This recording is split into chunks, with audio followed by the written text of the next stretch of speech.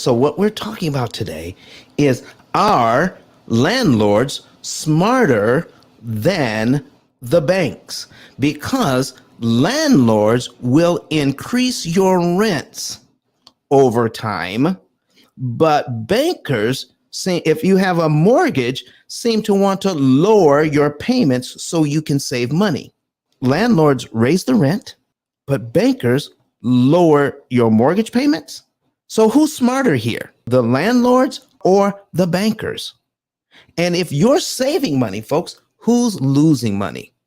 Oh my goodness, we're going to show you some things here. So does anybody else have any questions about this particular question? Are the landlords smarter than the banks? Because the banks seem, if we look at this thing, seem like they're losing money every time we refinance because we're saving money. Okay.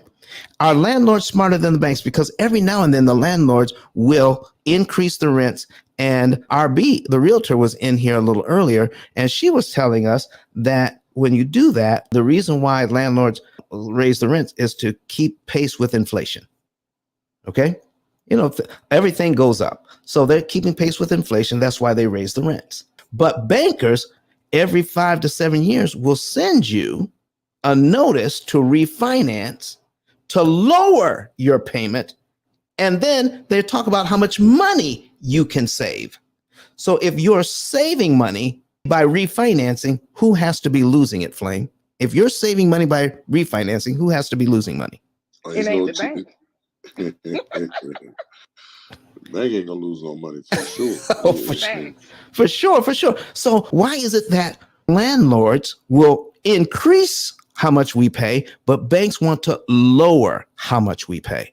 There's got to be something in it for them. Remember our premise here, are landlords smarter than the banks? Because landlords will increase your rent. It's coming. You know that rent increase is coming, but your bank, the same bank that has you locked into a lower interest rate, is going to offer you a higher interest rate. That has you locked into that higher interest rate, they're going to offer you a lower one.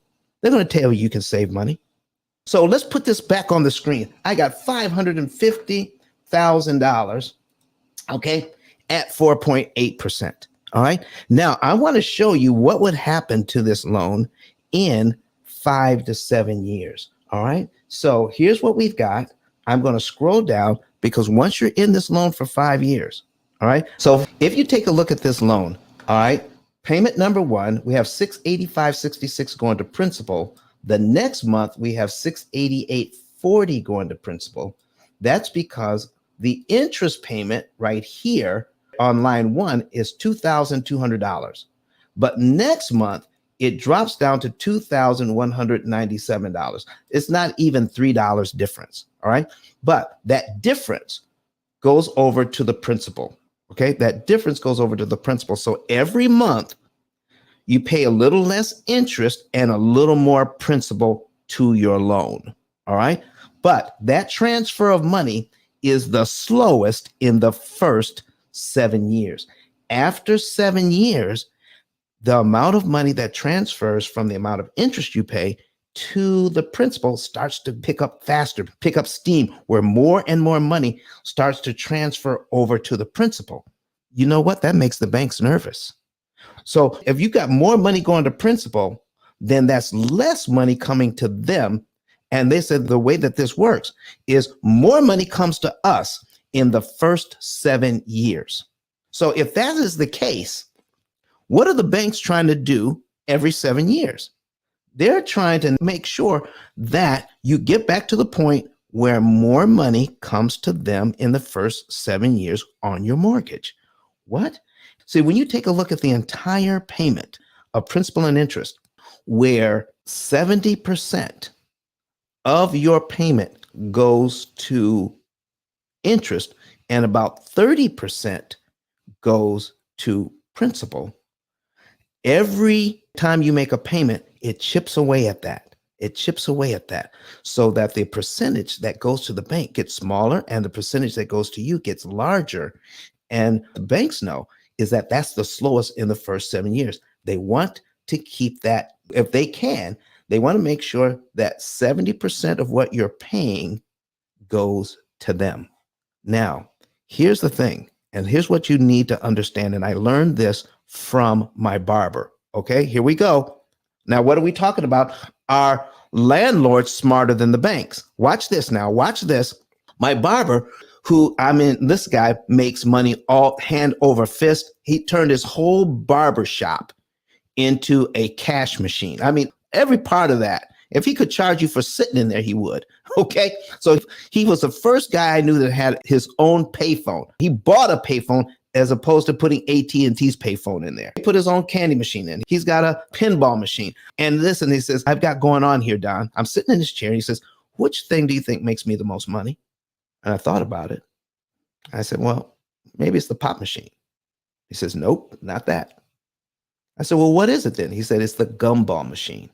The gumball machine? Those gumballs they only cost a quarter. Yes, he said, but they only cost me 3 cents.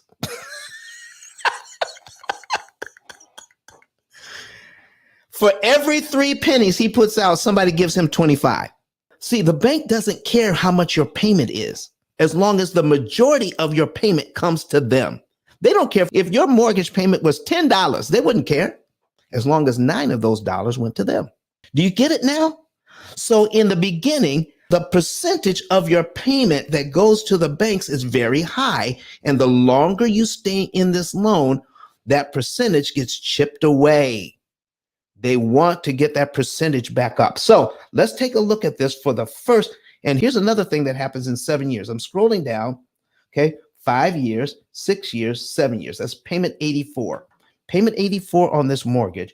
You will pay this loan down by, all right, $68,292.02. But you're going to pay $174,000 in interest in just 8 years. Folks, that is a lot of money. That's over $230,000, almost $240,000 paid out. But you get $68,000, the bank gets $174,000. What? And now this is when they say, I want to save you money after you've already paid them $174,000 in interest. Now it's time for you to save money. But Don has some valuable information that can contribute to the quality of a person's life. And it only costs you a few dollars. It's his book. Why not get that? I'm going to go through the P.I.L.L method myself with some of my investment properties. So I'm going to link up with Don, and then I'm going to sit down with him, show him my investment portfolio, and see how I can eliminate interest.